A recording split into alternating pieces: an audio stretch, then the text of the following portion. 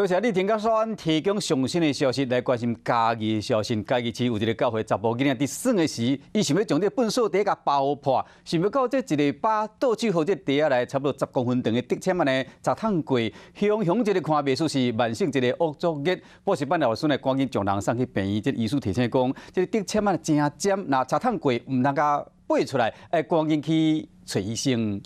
好，来，比利，你不要紧张了哈。我们送你去医院。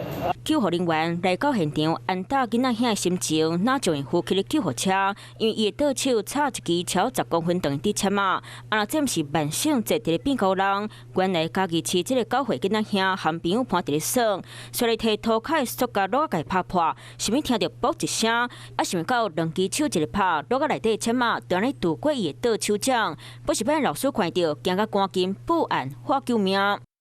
该穿刺伤之穿入及穿出伤口皆无出血及肿胀情形。家在扣掉个拄过空喙无出血，囡仔兄无性命危险。不过医师就提醒，唔通看这个空喙无点。最怕的是这边有神经跟血管，所以如果说穿过去的话，记得千万不要给它拔掉。拔掉的话，可能血管会流血不止。除黑脸和目顶的签啊，看起来真细枝，不过过去就无发生拄伫目睭，佮脚趾头啊。消防局就提醒，若有尖尖物件卡伫咧身躯内底，千万唔通想要甲伊拔掉，若无可能会大出血。若真正有捡物件拄过去，尽量莫甲伊刷叮当，紧去找医生看卖，会较实在。